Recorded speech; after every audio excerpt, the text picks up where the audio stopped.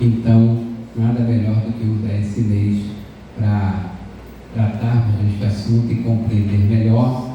Nós louvamos a Deus pela irmã Crislene, que é membro de nossa igreja, né? Para quem chegou depois e não conhece, ela está morando ali em Campos, mas não quis deixar aquilo crescer, né? E hoje ela está nos dando a honra de estar aqui para ministrar para nós sobre este assunto, né? Ele é psicopedagoga e também está cursando nesse assunto, né? Então ninguém melhor do que ela. A gente fala umas coisas assim, solta, e a gente é curioso, né? Dizem que todo advogado é curioso e quer falar sobre tudo, né? Mas às vezes eu falei só umas coisas, mas não dá para falar sobre tudo. Então vamos trazer alguém que conhece o assunto, e a Crislene que venha.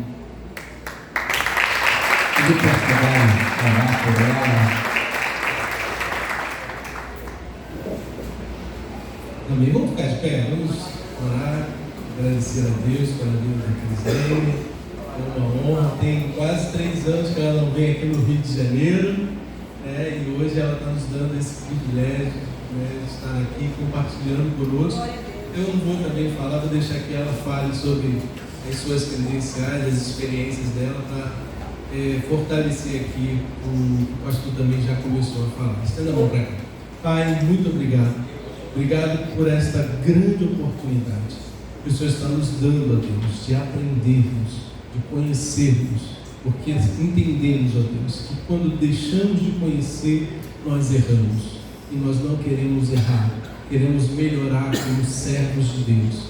E a tua filha, neste momento, vai ser um instrumento teu, vai ser boca de Deus para nós. Que o teu Espírito traga à memória tudo que ela tem se preparado e também tudo que ela tem vivido, ó Deus, na sua prática. Que o Senhor nos ajude, Pai. É o que eu te peço, e ajude a tua filha, em nome do Senhor Jesus. Amém.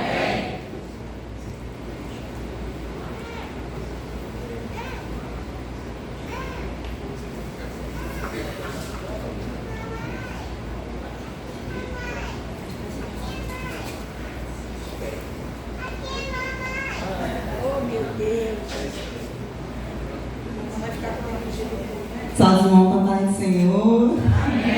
Eu estou muito feliz de estar aqui com vocês hoje. Estava com muita saudade do cheiro de vocês, do rostinho de vocês pessoalmente. Eu estou sempre com vocês quando tem a transmissão. Vocês podem contar que domingo eu estou sempre ali assistindo, adorando, mesmo à distância, juntamente com vocês. E estar aqui hoje, para mim, é motivo de muita alegria mesmo, tá bom? Sobre as especificações, né? Graças a Deus, esses últimos 4 anos, apesar de muito difícil, foi um ano em que, graças a Deus, tive a oportunidade de crescer bastante profissionalmente. Né? As irmãs podem sentar, não precisa ficar em pé, não. Graças a Deus, a minha profissão começou um tempo, né? Mais de 20 anos atrás, mais ou menos, né? Eu comecei trabalhando com o Ministério Infantil da igreja, né? Dando aula, o amor que eu tinha, né? Por passar a palavra de Deus adiante, ensinar, foi aí que começou, né? Então a minha profissão começou com o ministério e Deus foi me dando a oportunidade de me especializar aos poucos, né? Quando meu esposo faleceu, eu estava terminando a faculdade de pedagogia, tinha acabado de sair ali o diploma, e aí eu resolvi fazer uma pós-graduação. Graças a Deus, eu provei a Deus naquele tempo, né, me dar graça para poder estudar mais um pouquinho, que é uma coisa que eu amo fazer, que é aprender, estudar, é uma coisa que me deixa muito feliz, né? E aí me apaixonei, né, por essa parte da educação especial. Quando eu comecei a formação de professores, eu fiz a conclusão do curso com esse tema do autismo, onde eu estive aí estudando alguns assuntos que me interessei muito e resolvi fazer essa pós-graduação. Estou aí há mais ou menos 2 anos e pouquinho atendendo em consultório, né, com bastante casos, especialmente de autismo, entre outros transtornos. E agora eu estou terminando a especialização em ABA, que é uma área bem específica mais para o autismo, na questão do comportamento. E aí eu vou estar compartilhando um pouquinho com vocês, tá? Então, vem cá, filho, pode vir. Essa pequenininha aqui é a minha Estelinha, para quem não conhece.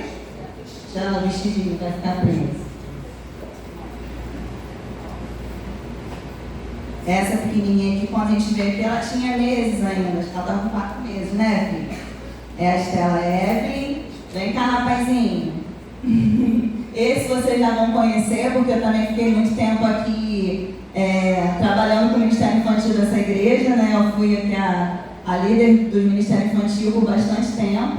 Esse é meu rapazinho, está com 14, e essa é minha mocinha, está com 3 anos. Amém? Então, essa é minha família. Então, vou estar falando um pouquinho com vocês hoje, né? O pastor trouxe para mim esse tema para trazer à luz alguns assuntos. Pode deixar ela, filho. Trazer à luz alguns assuntos sobre o autismo para descomplicar mesmo, né? Porque é uma coisa nova, né? Muita informação diferente acontece todos os anos. Esse ano até teve uma legislação, né, no início do ano, que foi modificada para trazer, né, um pouco mais de benefícios e esclarecer também lá a questão do autismo, né? Então, assim, todo ano, todo dia, praticamente tem assuntos novos. Então, a gente precisa sempre estar se atualizando. Então, eu fiz um apanhado aqui de algumas coisas, eu pedi para passar os slides. Eu gostaria de estar trabalhando aqui com vocês. Né? O autismo, ou transtorno do espectro autista, TEA, né, mais conhecido como TEA, ela é uma condição de desenvolvimento neurológico que afeta a comunicação, a interação social e o comportamento. O termo espectro é utilizado pois a condição varia amplamente em termos de tipo e gravidade dos sintomas, afetando cada pessoa de maneira única, ou seja, nem todos têm os mesmos sintomas, não vai agir da mesma forma, a gente observa coisas que são comuns, a maioria, mas também tem muita coisa diferente, né? Então não tem como falar que todo autista se comporta da mesma forma. Então por isso ele tem como um espectro, né? Por causa dessa mudança e dessa individualidade de sintoma entre as pessoas com esse transtorno, tá bom? Pode passar. Então vamos lá, essa parte é importante. O que não é autismo? Quando se iniciou a falar sobre isso, né, muitas coisas surgiram, especulando o que poderia ter sido aquilo, como que surgiu, por que estava tendo tantos casos de repente, do nada, tudo é autismo, né? Então a gente vai estar falando um pouquinho sobre o que não é. Não é uma doença, ou seja, o autismo ele não é uma coisa que pode ser curada ou que precisa ser curada. Né? Ele é um transtorno de desenvolvimento neurológico. O que é isso? É uma forma diferente de aprendizagem. Ele não compreende e entende da mesma forma que pessoas típicas. Então, não é questão de ser curado, é questão de ser trabalhado, desenvolvido. Né? Então, ele não é uma doença, é um transtorno. Ele também não é resultado de uma má formação, tá? Uma má criação. O autismo não é causado por falha dos pais na criação dos filhos, principalmente por causa das questões de crises, que aqui eu vou estar falando um pouquinho também sobre a diferença entre crise e birra, né, que tem umas diferenças. Muitas pessoas às vezes observam e pensam que foi falta de limites, né? Os pais não souberam criar, e isso é um equívoco, né? Não é, o autismo não é um resultado de uma má orientação, de uma má educação, tá bom? Também não é um sinônimo de deficiência intelectual. Pelo contrário, tem muitos casos de autismo que são super inteligentes, até muito mais do que a média comum. Então tem casos de autistas que têm muita dificuldade, sim, mas tem muitos casos de autistas que têm superdotação, que são, tem até hoje em dia tem muitas séries, né, que retratam isso. Então tem uma de uma advogada, não sei se os irmãos já viram, que é excelente, assim, extraordinária. Uma advogada extraordinária, eu acho o nome, né, na Netflix, ele é excelente, que ela era até não verbal no início, né, ela não falava, e aí só que acontece, ela decorava toda a legislação na cabeça. E aí quando teve um gatilho ali que fez ela começar a falar, ela foi a melhor, né, a melhor da área dela. Então ela especializou e assim, ela tinha forma de comunicação diferenciada. Tem também um outro que tem falando sobre um médico, né? Qual? Isso, The Good Doctor, essa você já deve ver. Ele também é autista, né, e na série retrata a capacidade, né? Então assim, não é falta de capacidade. O autista ele não tem um intelecto menor do que os outros. Ele simplesmente avalia de uma forma diferente as situações e e também aprende de uma forma diferente. Então, quando a gente compreende um autista, né, a sua forma de aprendizagem, até mesmo os não verbais podem chegar a ser excelentes profissionais na área deles, né, na área que eles têm o hiperfoco e que aí eles estudam mais, aprendem mais e têm mais facilidade para falar e passar, né? Então, como falei, né, as dificuldades cognitivas que alguns têm não impede de ser aquilo que eles quiserem, né? Então, o autista ele pode ser o que ele quiser. Ele não é limitado a esse transtorno, não limita ele de ser nada. Aquilo que ele quiser, ele pode ser, se ele tiver a rede de apoio que vai ajudar ele a olhar para ele mesmo com um olhar de eu sou capaz, eu posso, eu consigo, porque a parte emocional deles que precisa ser mais trabalhada, tá bom? Então vamos lá. Também não é idêntico para todos, como eu falei, né, aqui no início. Ele se trata de um espectro justamente por causa disso. Não tem uma regra, todo autista é assim. Não, a gente vai ver alguns sintomas aqui também, e a gente vai perceber que tem alguns que são comuns à maioria, mas não quer dizer que todo autista é assim, tá bom? Então, ó, lá no 5 vai dizer que não é sempre visível. A gente pode observar, de repente, um grau, né? São 3 níveis de suporte, né? Até hoje. Até essa legislação teve pequenas mudanças com relação a esses níveis de suporte, mas permaneceu, assim, a essência do suporte, né? Tem um primeiro nível, que é um nível um pouco mais leve, mas que até acarreta a questão de bullying na escola e tudo mais, mas não, né? A questão de bullying e tudo mais nas escolas, né? Por causa de não ser tão aparente assim, mas precisa, né, de um olhar, porque acarreta a crise de ansiedade e tudo mais, porque as pessoas olham e falam assim, mas não tem nada a ver, ele não tem estereotipia, né, ele não aparenta crises como um nível 2 ou 3 de suporte, mas não é bem assim, né, então não é igual para todos e nem sempre é visível. Então precisa de um olhar mais clínico, né, mais cuidadoso com todas as pessoas que têm algum tipo de sintoma, tá bom? Então, vamos lá. No 6 está falando ali, sinônimo de falta de empatia.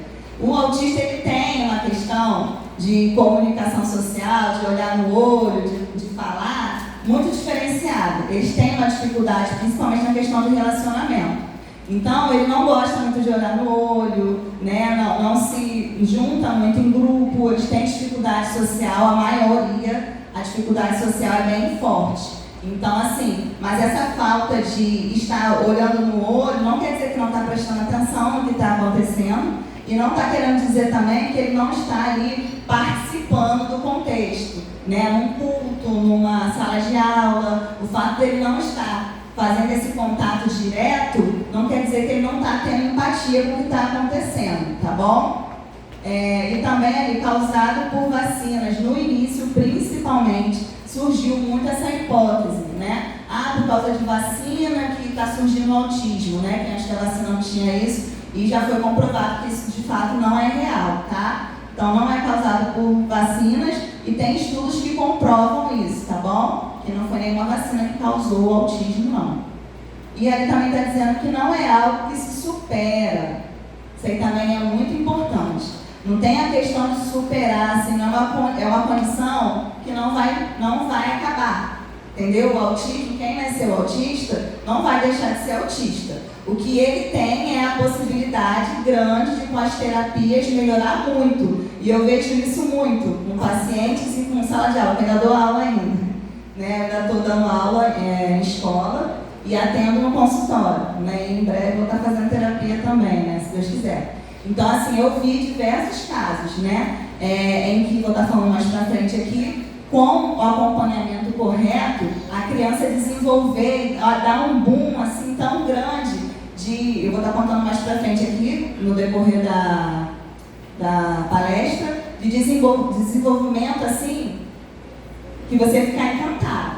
Absurdo, sabe? Crianças que não tinham a questão da comunicação e fazendo acompanhamento terapêutico, são vários, né? Dependendo do grau de suporte. Tem criança que precisa de fisioterapia, né? Psicólogo, terapia ocupacional, são vários, tá? Tratamentos. E com o tratamento, as crianças e adolescentes conseguem superar esses desafios.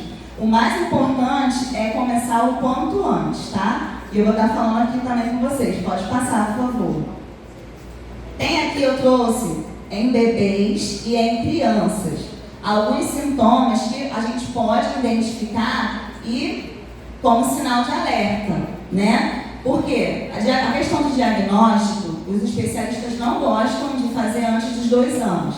Por quê? Essa fase do desenvolvimento da criança, alguns têm um tempo diferente do outro, né? Alguns estão mais adiantadinhos, né? Outros já são mais devagar. Às vezes puxa um pouquinho, né? Mas o pai dele também era assim, mas a mãe dele também era assim. Então, até os 2 anos de idade, pode estar ligado ao tempo mesmo da criança, a questão da maturidade dela de estar alcançando aquilo ou não. Mas tem algumas coisas que todo bebê costuma fazer e que os autistas às vezes fazem diferente. Então já são sinais de alerta. Eu tive um caso no meu consultório de uma menina que hoje ela está com 3 anos de idade, né? E ela está fazendo tratamento comigo há mais ou menos 1 ano e pouquinho. Quando ela chegou para mim, ela só tinha a questão da repetição, a ecolalia, né? Ela não tinha aquela conversa direta, né? De interagir comigo. E a mãe falava que ela também era assim. Ela já estava na creche, mas não interagia. Ela gostava muito de interagir com adultos, mas não com os mesmos ali.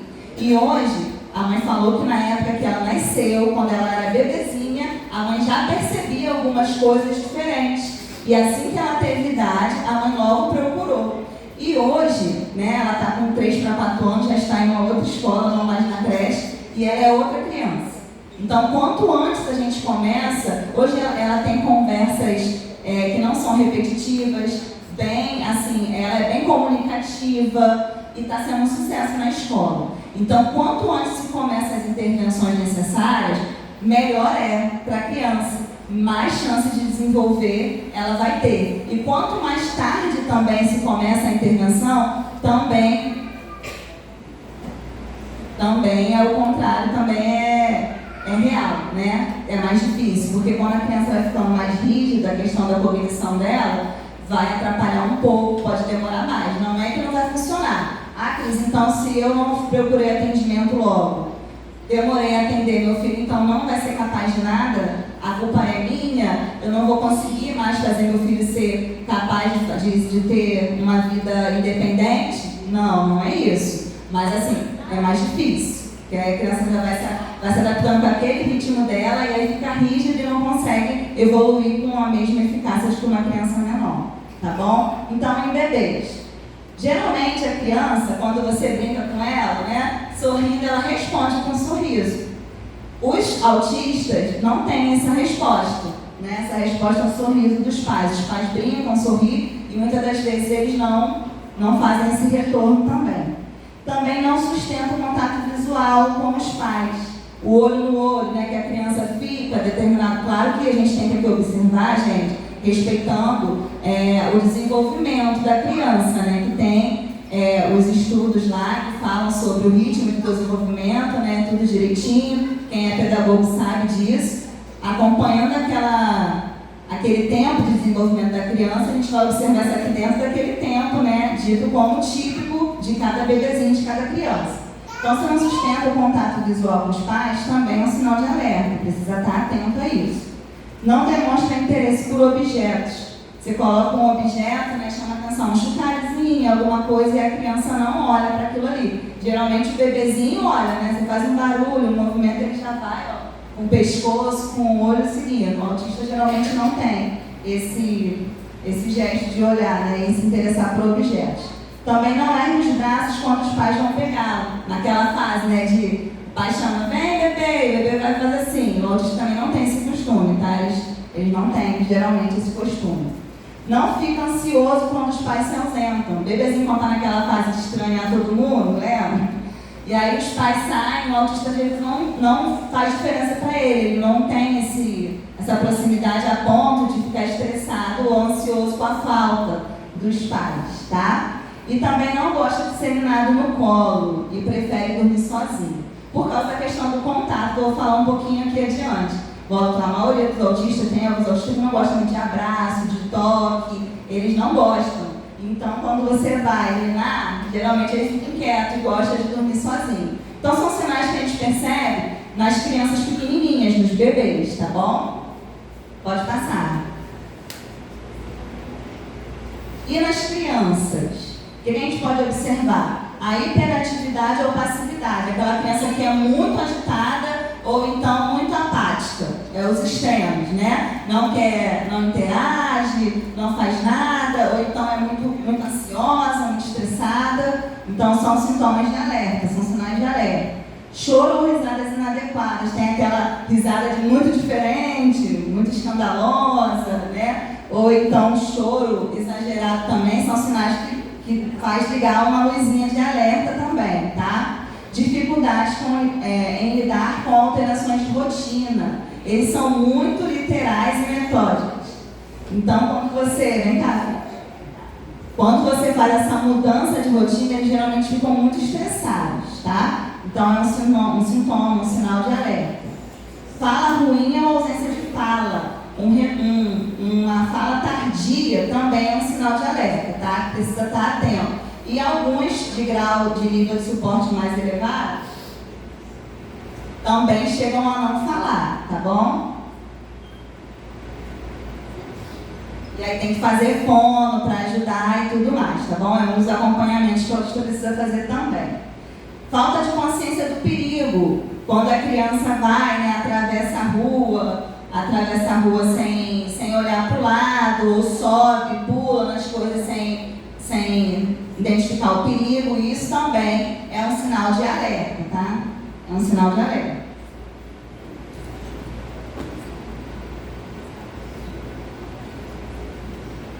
Dificuldade de se relacionar com crianças da mesma idade. Lembra que eu falei ali do caso daquela menininha que eu atendo lá no consultório? Que ela se interagia super bem com adultos, mas com crianças ela não gostava de brincar, não gostava de falar, tinha muita dificuldade. Geralmente o autista é assim também.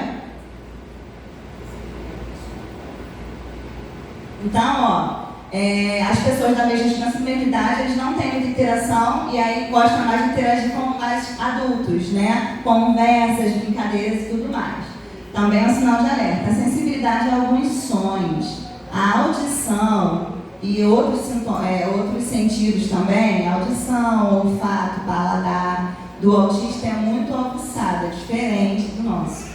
Tanto que a maioria dos autistas tem dificuldade alimentar por causa da textura dos alimentos, né? Sons altos acarretam crises, por isso que às vezes em locais assim, né, de amplo barulho alto, como igreja, assim, pode causar um pouquinho de estresse, shows. Aí hoje em dia, acho que teve até uma distribuição por aqui no Rio, aquele abafador, que é tipo um fone de ouvido, né? Para poder diminuir o contato, o som, né, o ruído que causa estresse a eles, tá? Apego por objetos diferentes. Eu tenho um autista que eu dou aula aí também, dei aula ano passado, né? Ele também atendia no consultório, que o foco dele, o hiperfoco dele é a natureza, biologia, ele adora. E ele gostava de brincar no parquinho sempre com folha. Lá tem uma árvore que caía muita folha, toda vez que ele ia para o parquinho, ele voltava com aquela folha. Então era uma coisa que ele tinha um apego, ele gostava de brincar. Brinquedos normais ele não gostava, ele gostava assim. Era borracha de bichinho, era a folha que ele pegava lá, então isso é um sintoma também, tá? É um sinal de alerta. E brinca ou usa brinquedos de forma incomum. Um carrinho não brinca assim, brinca de outra forma, como se fosse um avião, enfim, só vai girando as rodas, isso também é um sinal de alerta, tá? Pode passar. Causas e fatores de risco. As causas exatas do autismo não são completamente compreendidas, mas acredita-se que sejam resultados de uma combinação de fatores genéticos e ambientais. E algumas das principais considerações até hoje, né, que como eu falei, todo dia tem coisas diferentes, tem estudos novos. Então até hoje tem a questão da genética, que no início falava-se que não tinha nada a ver com genética e hoje já se sabe que tem sim alguma coisa a ver com a genética, que desempenha um papel significativo, como alterações de certos genes que estão associados ao TEA. Geralmente, até hoje em dia, quando se diagnostica uma criança com autismo, quando vai estudar, geralmente também se tem diagnóstico de pais, de avós, tardio, depois de adulto, diagnosticado com autismo também. Então tem sim, tá? Um grau de questão genética aí. E aí, ó, os fatores ambientais. Os fatores ambientais é a exposição de certos coisas que tem no ambiente. Por exemplo, infecções. Durante a gravidez, a mamãe pegou uma infecção viral grave, demorou a se curar. Pode a criança nascer com autismo? Sim, tem grande chance, tá? Complicações no nascimento e uso de determinados medicamentos, principalmente, gente, aqueles de uso controlado, contínuo. Aqueles remédios, né? Depressão, ansiedade, já tem alguns estudos que comprovam que também tem uma certa colaboração, né, em alguns casos. São estudos, tá? E pode aumentar o risco de desenvolver. Então, se eu tomo medicação durante a gravidez, meu filho vai nascer autista? Não estou falando isso. Mas tem uma grande probabilidade, são tudo estudos, tá bom? Pode passar. Agora vamos às características, né? Eu falei um pouquinho de sinais, que são alertas, e agora as características de quem tem mesmo, tá? Quem já tem diagnóstico e tudo mais, as principais. Lembrando que não é igual para todo mundo, então isso aqui é uma visão geral, tá? Na comunicação e na interação social, eles geralmente têm dificuldade para expressar ideias e sentimentos. Eles falam de uma forma que para eles está super explicadinho, e aí para a gente já não está. Então, assim, e às vezes você explica de um jeito que ele não vai entender. Então, eles veem de uma forma diferente, também se expressam de uma forma diferente. Tanto a questão do pensamento, tanto a questão das emoções também. Eles são muito literais, como eu falei aqui, né? Às vezes eu estava dando aula no início, né? A gente vai na escola aprendendo também, né? No dia a dia, conforme a gente vai recebendo crianças com dificuldade de aprendizagem, de autismo, os autistas, a gente vai aprendendo com eles também.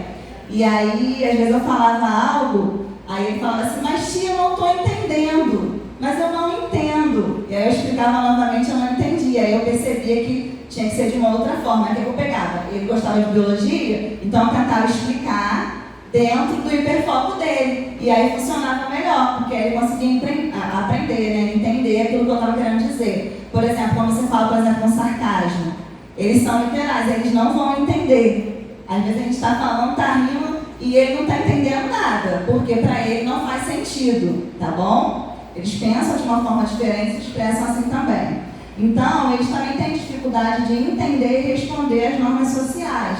A questão de comportamento em público, que as crianças geralmente têm uma certa facilidade, os autistas não têm. Eles não conseguem compreender de ficar sentado muito tempo, isso para eles pode ser estressante, outros já conseguem. Lembra aquilo que eu falei da hiperatividade, da passividade excessiva? Tem uns que vão ficar ali quietinho, no mundo deles não vai acontecer nada.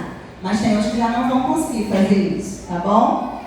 Manter conversas para eles também é muito difícil. Quando é do assunto que eles têm conhecimento, eles vão falar horrores. Mas quando é outros assuntos, eles vão ter dificuldade de ter essa conversa. Contato visual, como eu falei, né, isso é uma expressão para eles não fazem. Também não quer dizer que não tem empatia, né, como eu falei, não quer dizer isso. E a interpretação de expressão faciais e gestos, a questão do sarcasmo, né? Às vezes você vai fazer um gesto, alguma coisa de brincadeira, não vai entender, vai ser literal, tá bom? Algumas pessoas podem ser não verbais ou ter atraso na fala, linguagem limitada ou dificuldade em usar e entender a linguagem de forma apropriada, isso é o que eu já falei, né? A questão da dificuldade de falar, de aprender a ler, a escrever. A maioria tem dificuldade também, outros que são mais superdotados não têm, já são muito à frente, já estão fazendo contas que não são da faixa etária e tudo mais. Então, tem esses dois polos aí, tá? Na questão da linguagem. Vamos lá passar, pode passar. Estou indo muito rápido não, né, gente? Tá dando para entender? Tá tranquilo? Depois eu vou abrir para algumas dúvidas se quiserem, tá? E tiver dentro da minha alçada responder. E no comportamento, Cris, quais são os sintomas que o autista tem na questão do comportamento? Movimentos ou fala repetitiva? A questão da fala, a gente chama de ecolalia também, né? Algumas crianças não falam a conversa, como eu falei, né? Normalmente não desenvolve conversa, mas repete, por exemplo, cenas de filme, desenhos, fica repetindo. Ou então aquilo que você fala, ele repete, logo após. Você falou, ela repete. É bom dia, bom dia. Ele não está dando bom dia, ele só está repetindo o que você falou. Tá? É um sintoma. E os movimentos são as estereotipias. Tá? Que são aqueles movimentos assim, ó, pode ficar assim com a mão, às vezes fica com o pé, fica se movimentando. Isso às vezes eles fazem para se regular. Os estímulos excessivos do ambiente às vezes fazem estresse, e aí eles vão fazendo esses movimentos, ó, morder, tem criança que fica mordendo assim a roupa, né? Isso são coisas que eles fazem para se regular, tá bom?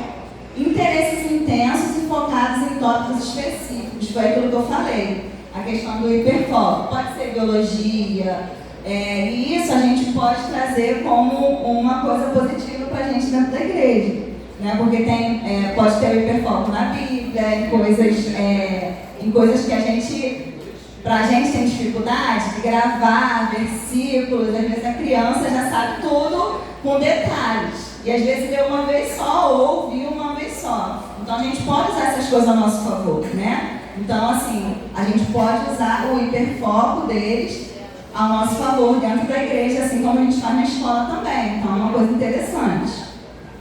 Maior sensibilidade a som, luzes, cheiros ou contato, é aquilo que eu falei. Eles são muito mais sensíveis. Então, luz muito excessiva pode causar um estresse. Som muito alto, lugares muito cheios também, mudança de rotina, tudo isso causa um estresse por causa da sensibilidade deles, tá bom? Aborrecimento com mudanças na rotina também já falei um pouquinho, né? Eles gostam de rotina, eles se sentem seguros assim, sempre do mesmo jeito. E aí quando muda, pode ser um estresse também, pode ocasionar uma crise também, tá bom? Pode passar. Então, o que fazer e o que não fazer? Como é que eu posso fazer?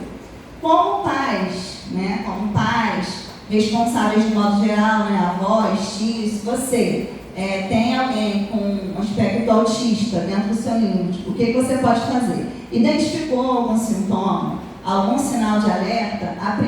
Um comportamento atípico, não se demorar a pedir ajuda. Como eu falei, o que prejudica muito é o início tardio. Quanto mais demora-se para poder iniciar o tratamento, mais a criança vai sofrer, que aí pode passar por situações que de repente seriam evitadas se ela estivesse ali fazendo um acompanhamento. Não passaria por bullying e outras coisas. Então, a primeira coisa, percebeu, procura ajuda, né? Mas pode ser normal, Cris, mas pode não ser também. Então, não, a gente já tem. O que custa eu ir lá e correr atrás para ver se tem alguma coisa, se é só um comportamento dele mesmo, né? Da personalidade dele ou dela, tá bom?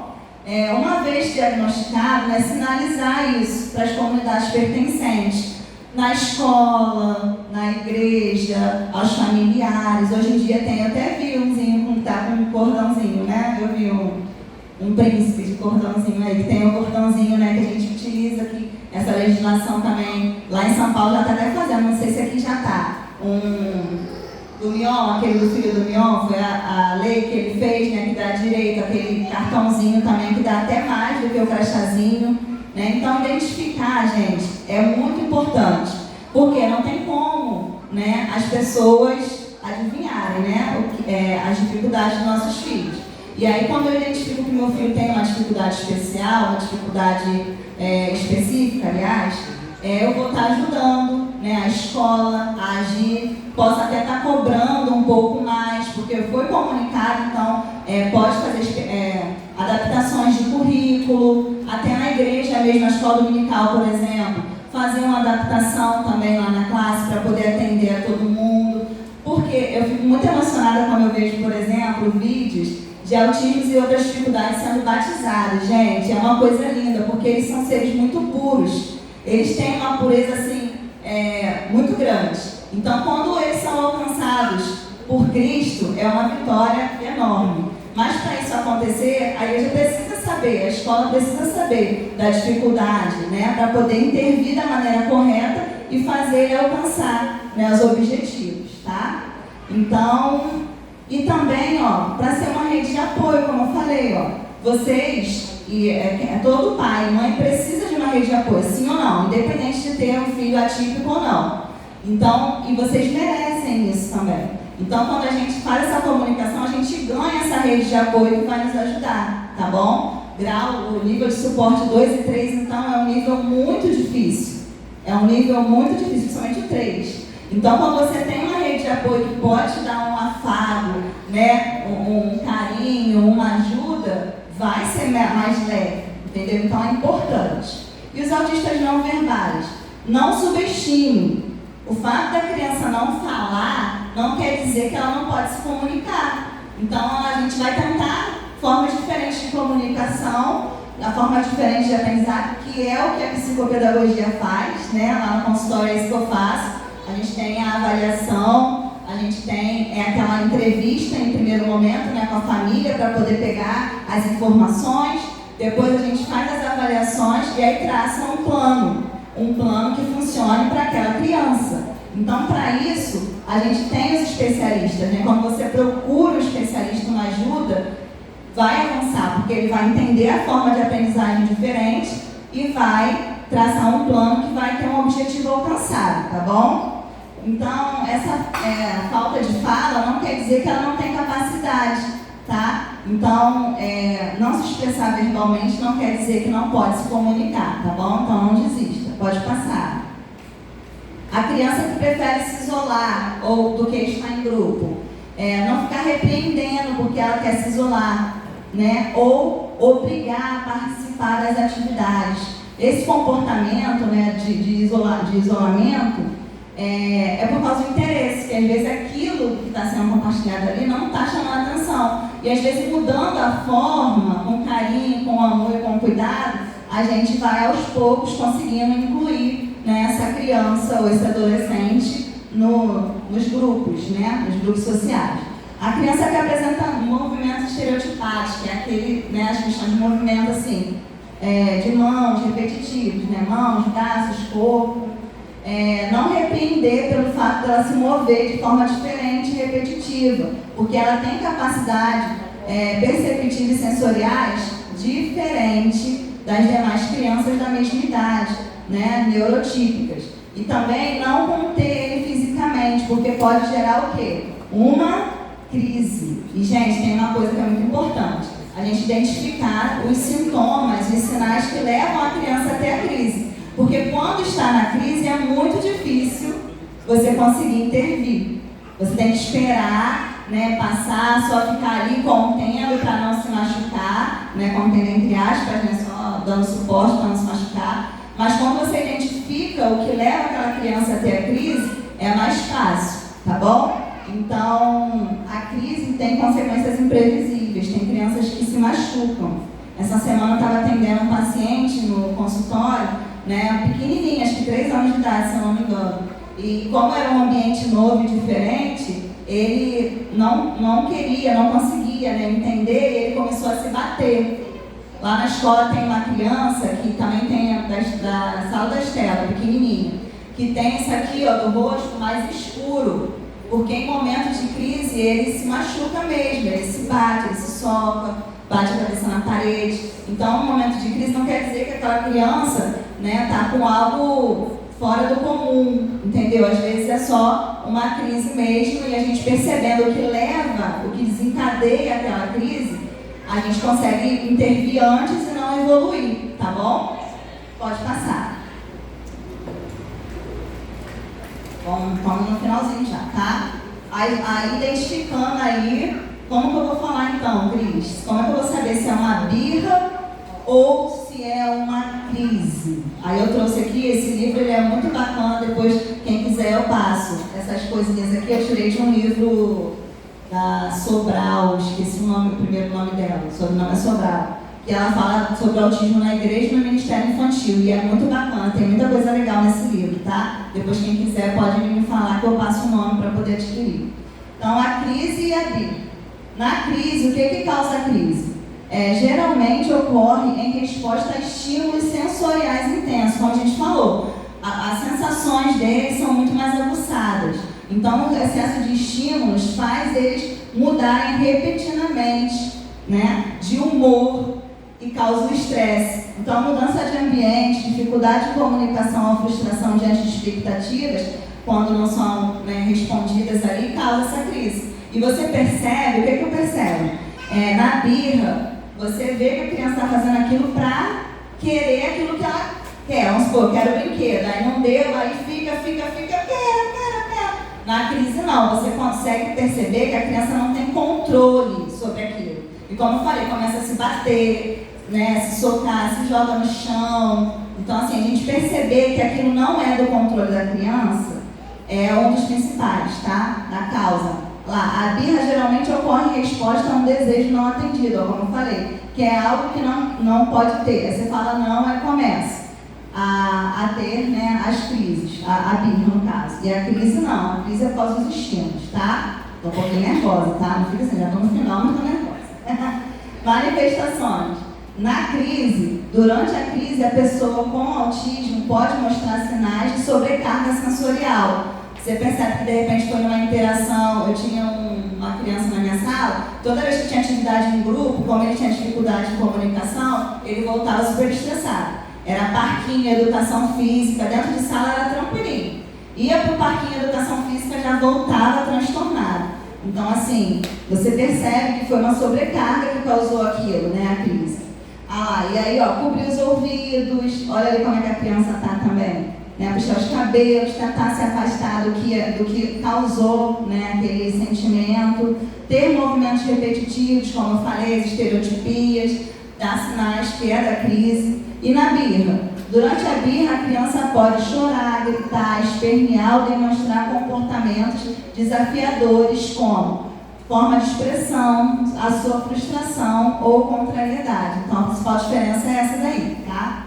Respostas emocionais. Na crise, você pode estar associado a uma resposta emocional intensa, como o quê? Ansiedade. A maioria dos autistas tem crise de ansiedade, tá? E medo, agitação. E pode ser difícil para a pessoa controlar as reações. A gente fala, para, não faz isso. Essa criança que eu atendi mesmo assim, os pais, né, estavam falando, não faz isso, fulano, você vai se machucar. Mas ele não conseguia parar, porque ele estava tentando se controlar. Controlar as sensações que ele estava sentindo daquela mudança brusca ali de comportamento, tá bom? De ambiente, na verdade, né? Que era dentro do consultório. E a resposta emocional da birra frequentemente envolve uma reação emocional mais direta e imediata à situação específica, muitas vezes com o objetivo de chamar a atenção ou alcançar um objetivo específico. O autista, quando está em crise, geralmente ele não quer ser visto, ele se isola, ele vai para um cantinho, ele se afasta quando está na crise. A criança com birra não, ela quer que você veja, ela fica ali para chamar e puxa a roupa, né, e tal. Então assim, são diferenças que dá para a gente poder perceber, tá bom? Pode passar? Vamos lá. Para finalizar, eu até fiz a blusinha, porque foi quando estava fazendo uma pesquisa, eu gostei muito dessa parte. Com amor, as peças se encaixam.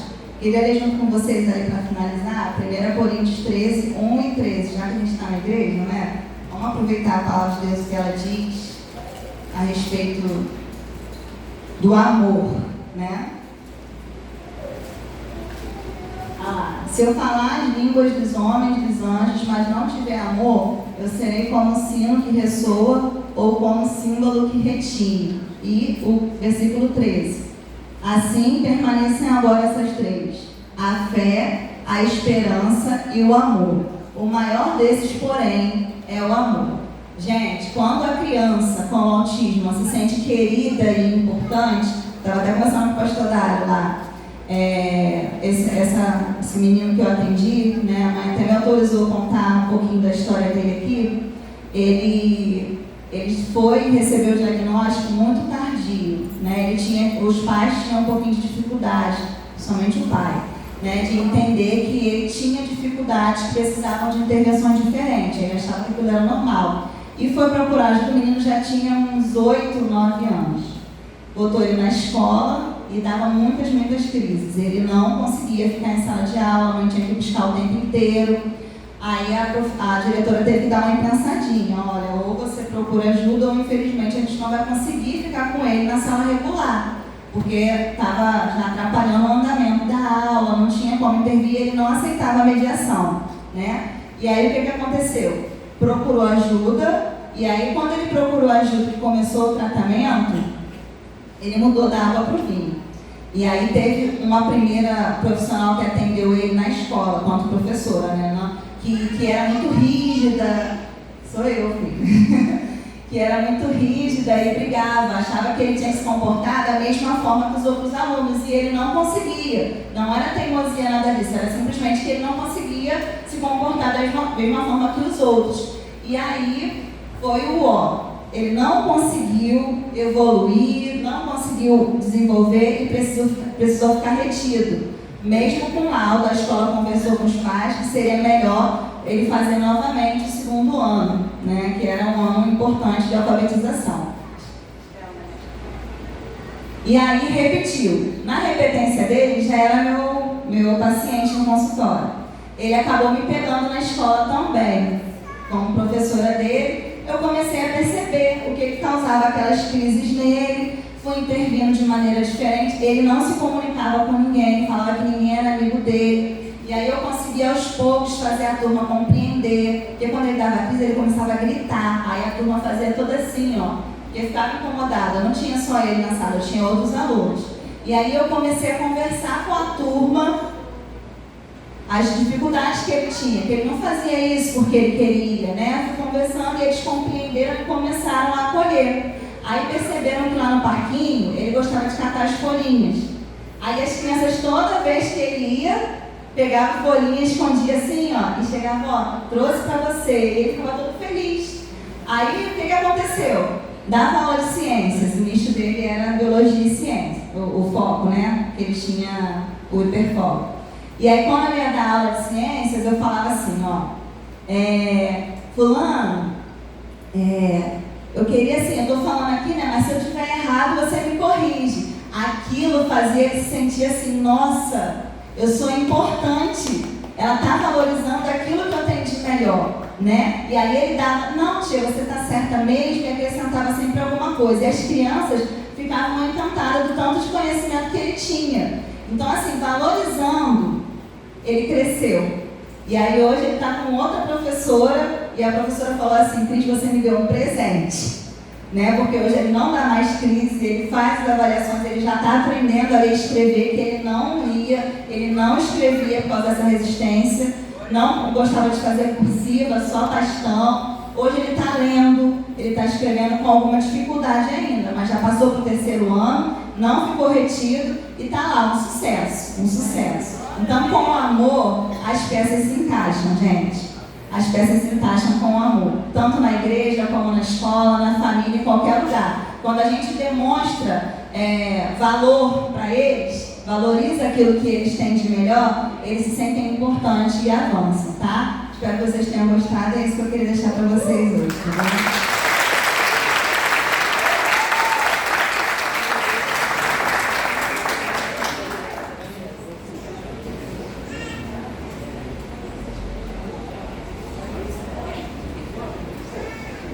Que orgulho, né, irmãos?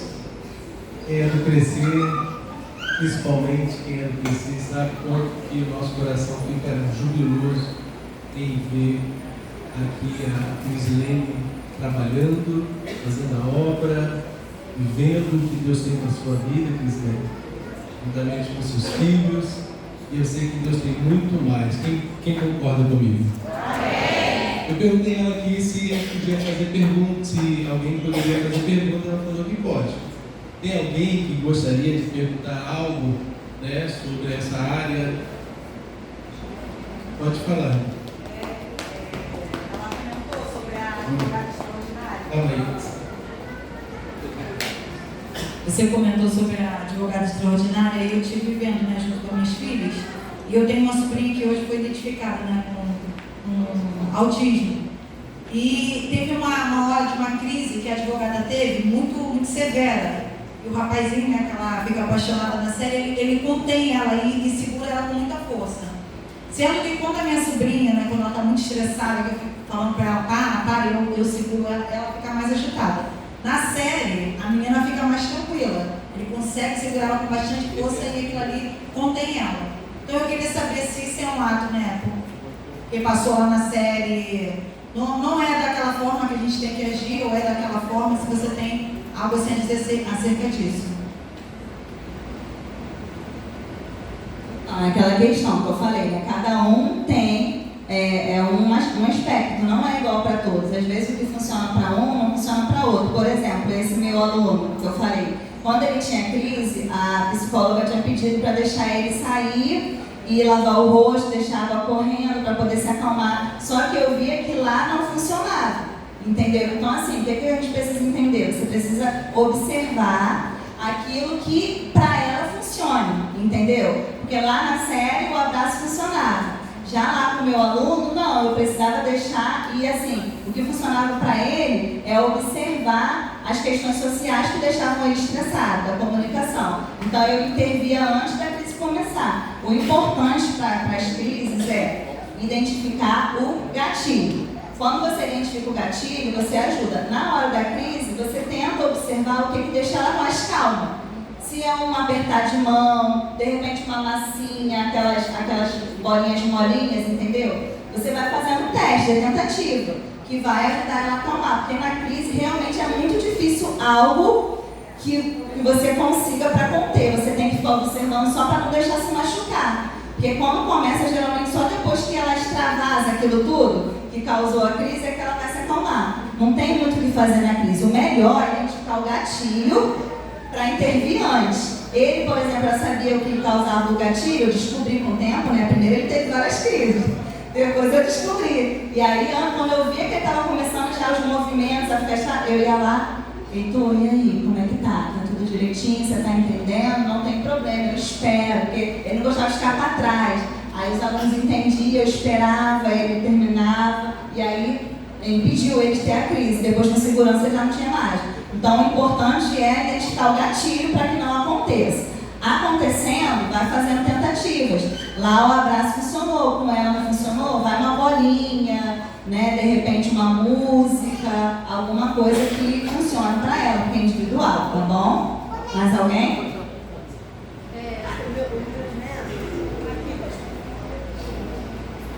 Quem quer perguntar?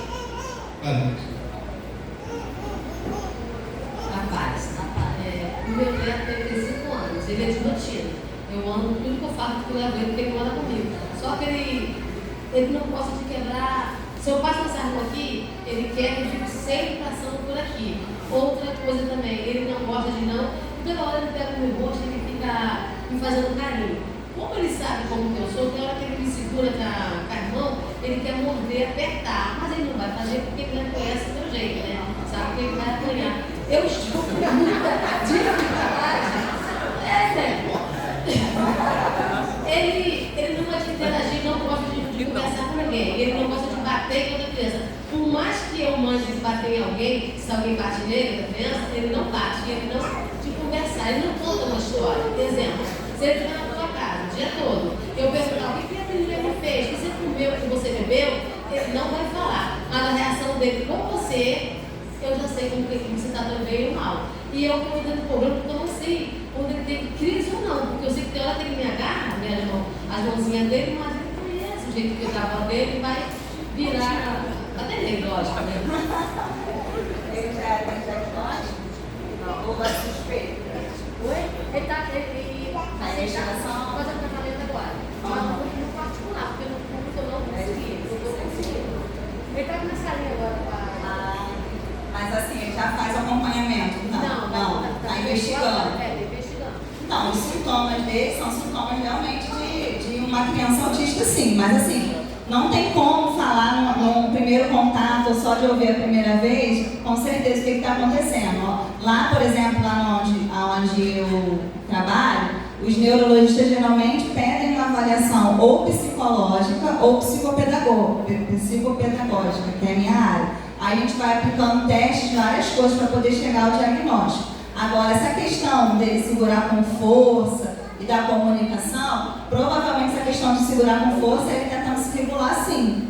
Porque alguns autistas, quando vão tentar se regular, como eu falei, fazem com eles mesmos, entendeu? Tentando se regular. E outros, vai para o próximo. A questão da negativa, vale a pena também investigar se não é um TOD, porque tem outros transtornos também, né? Que, por exemplo, o TOD não aceita uma negativa. E aí isso tudo a gente só consegue chegar num denominador comum para ter um tratamento específico quando fazem todas as etapas da avaliação.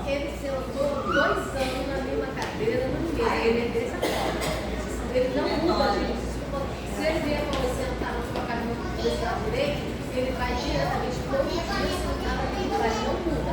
São sintomas bem fortes. Cores vermelho, amarelo e azul, bolinhas. Tudo que é círculo, ele anda na rua falando. Ele enxerga uma beleza em casa. Não, são sintomas fortes, como eu falei, são sinais fortes. Mas precisa fazer o acompanhamento para poder ter o diagnóstico e ter o tratamento que ele precisa, entendeu? Mas essa questão de se tentar apertar, às vezes até morder, pode ser uma questão que ele está tentando se regular sim. O tempo todo pega a minha mão e fica assim, tipo assim, vou fazer carinho assim. Toda hora, tem Eu cheguei, esse ano eu tô com uma classe pequenininha na escola, né? E acho que é 3, 4 aninhos. Chegou uma menina nova na sala e ela é assim. Ela é carinhosa, só que ela tem um carinho, ela ainda tem diagnóstico, ela é autista mesmo. Ela só que ela é bruta e as crianças às vezes ficam com medo dela. Aí eu fico, não, ela tá querendo fazer carinho, só que ela não tem noção da força dela. Aí ela tá vendo a criança brincando, ela vem assim, na cabeça pra poder chamar papai, tia, fulana me bateu. Porque ela não tem noção da força, entendeu? Mas às vezes é uma forma de carinho, tá? Essa de ficar passando a mão, assim, é uma forma que tem de expressão deles mesmo, tá bom? Mais alguma dúvida? Vamos lá. Fala, Márcio. Cris, deixa eu te fazer uma pergunta. Você falou que são 3 graus, né? Como que caracteriza esses graus? Eu tenho uma outra pergunta. Quem é 3 níveis, né? Quem é que vê isso? No caso da escola, é a professora que sinaliza? E se ela não estiver preparada para isso? Né? Como que se vê isso, no caso? Eu trabalho numa escola, mas eu não sou professora não. Eu me formei agora, mas eu sou merendeira. E eu já consigo caracterizar a criança, é incrível. Eu vejo que essa criança tem algum estudo, só não sei o grau, né? Interessante, Rafael. Eu não sou professora, mas eu trabalho na escola. A importância da palestra é isso. Você não precisa ser professor, você não precisa ser psicólogo, né? Você não precisa ser alguém da área da educação, né? Você precisa entender o universo das crianças, como funciona. Todos precisamos desse conhecimento. Interessante, Márcia. Sim, sobre os níveis, geralmente é o neurologista, tá? O neuropediatra que vai avaliar junto, como eu falei. O tratamento do autismo é um tratamento multidisciplinar. São vários profissionais trabalhando juntos, fazendo testes, para poder chegar a identificar os níveis, se é o nível 1 de suporte, o nível 2 ou o nível 3. Depende da questão de comunicação, da questão de locomoção, da dificuldade, entendeu? Os níveis de suporte vai de acordo com a dificuldade de cada um. E aí é uma equipe junta que vai avaliar e dizer, é nível 1, é nível 2, é nível 3, e aí vai dar as especificações que a criança precisa ter de tratamento, tá bom? E a outra pergunta foi o quê? Já esqueci. Assim, gente, olha só, eu sempre falo para os meus pacientes, lá no consultório eu atendo uma vez por semana só. E geralmente as terapias são assim, né? Geralmente é 1, 2 vezes na semana, né? Agora na escola, quantos dias a criança fica na escola? Segunda a sexta. É muito tempo. Então eu não faço, porque no final do acompanhamento avaliativo eu faço um relatório bem completinho, né? Que esse relatório vai para os outros profissionais. Eu não fecho sem um relatório da escola, principalmente dos professores. Então, toda a equipe pedagógica, geralmente é a professora, né, porque a professora é responsável pela sala de aula, precisa fazer um relatório, mesmo que a criança não tenha laudo. A criança não tem laudo, mas você está percebendo um comportamento diferente, que você tem as suas dúvidas. Você vai conversar com a direção, vai conversar com a professora, né, no seu caso você não é professora ainda, e aí vai pedir para fazer um relatório e deixar arquivado, chamar o pai, a mãe para conversar, mostrar aquele relatório, falar das dificuldades, que a criança precisa fazer um acompanhamento para evoluir. E aí aquele relatório da escola, para mim, do meu ponto de vista, é um dos mais importantes para chegar a um diagnóstico. Por quê? Neurologista principalmente, às vezes vai uma vez no mês no neurologista. E aí passa uma medicação que você precisa saber como é que está evoluindo. Quem vai falar isso? Os pais, a escola, se aquela medicação passada está fazendo efeito, não está, se precisa mudar, entendeu? Então essa avaliação é pela professora e equipe pedagógica, através de relatórios geralmente, tá bom? Dá tempo de responder? Gente, a última pergunta, tá bom, pastor? Eu sei que é o pastor. Porque pastor gosta de horário, hein? Só para completar o que a Márcia perguntou, que eu achei interessante, eu fiquei aqui na dúvida. Uma vez definido esse nível de suporte, ele pode mudar, porque a gente já entendeu como é uma condição vitalícia o autismo, mas ele pode variar durante a vida do autista?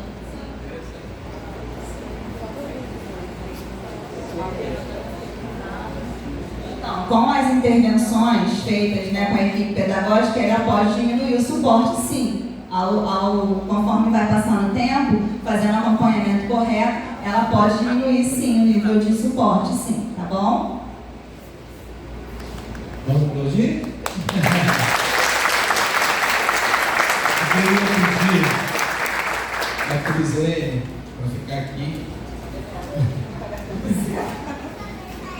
E eu queria chamar aqui o nosso pastor e a nossa pastora, porque a Crislene, ela se mudou para Campos, mas ela decidiu não sair do Ministério Crescer. É a nossa ovelha que mora mais longe, né? E ela decidiu permanecer no Ministério Crescer, né? Inclusive, ela sempre que pode abençoa o Ministério Crescer, acompanha todos os cultos, não perde um culto online. Ela sabe tudo que está acontecendo no Crescer, ela sabe, né, Crislene? E no ano passado nós tivemos a oportunidade, completamos 10 anos do Ministério Crescer, e no ano passado nós fizemos aquelas homenagens e demos um certificado para todos os irmãos que participaram do ano de 10 anos do Crescer. E a Crislene tem 3 anos que não vem ao Rio de Janeiro, e nós não podemos perder essa oportunidade. O que vocês acham? Então nós queremos aqui, né, a Crislene, além de fazer parte dos 10 anos, ela também é um membro fundador do Crescer. Ela e o seu saudoso esposo, né, eles decidiram estar conosco no início da fundação do Ministério Crescer em 2014. Então nós queremos aqui chamar a Crislene, né, o Cacá e cadê a Estela? Agora a Estela saiu. Na hora da homenagem a Estela ficou a palestra inteira. Sim.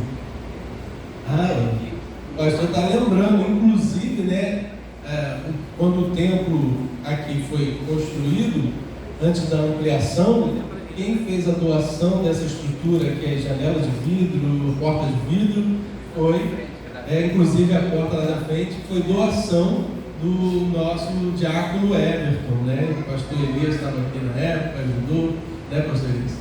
Eles que doaram essas portas. Então nós temos muito a agradecer essa família. E nós queremos passar aqui para o nosso pastor, ele vai ver aqui o certificado, e a pastora vai entregar o nosso troféu de participação dos 10 anos do Crescer.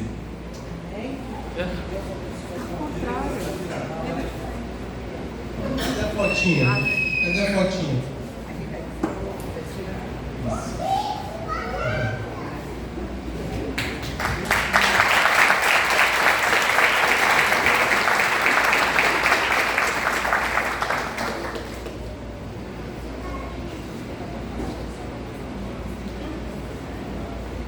Cadê a Estela não voltou? Eu queria que ela estivesse nessa foto aqui. Enquanto a Estela volta, alguém foi chamar? Quem foi levar a Estela lá, por favor? Alguém? A avó? Alguém ajuda lá, a avó, por favor? A Fabiana também quer entregar uma lembrança em nome aqui do Ministério Crescer aqui.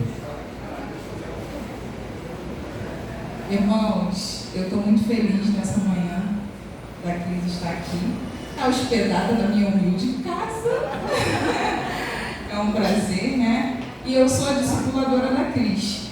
Então, eu e o Dário, nós queremos te entregar essa simples lembrança com muito carinho, com muito amor. Quero dizer para você que a gente tem muito orgulho da mulher que você se tornou. Tá? Tenho muito orgulho. Que Deus continue abençoando a sua vida, a sua casa, que Ele te faça prosperar, que Ele te leve a lugares que você nem imaginou, amiga. Que Ele vai te levar. Tá?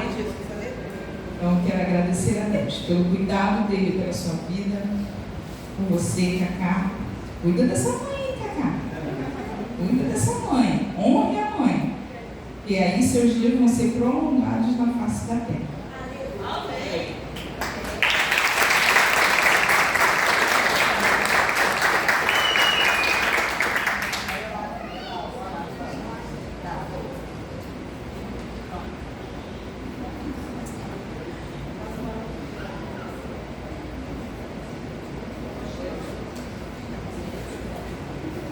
Aleluia.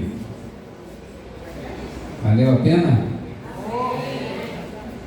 É assim que a gente vai aprendendo, né? Às vezes a gente queremos outro. Ai, Cris, queremos outro.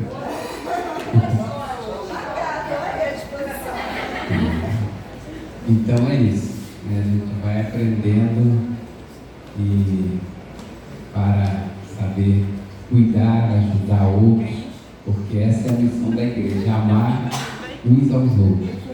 E principalmente as pessoas que têm esse aspecto, por exemplo, autista, ou outros, precisam de mais amor, né? E às vezes a gente não sabe fazer isso, às vezes a gente trata de forma diferente. Então, que Deus abençoe a Cris, a sua família, que Deus abençoe a cada um de nós, que possamos tratar melhor a cada um de nossos irmãos, né? Cada dia nos tratarmos melhor, e assim Deus vai estar também nos abençoando.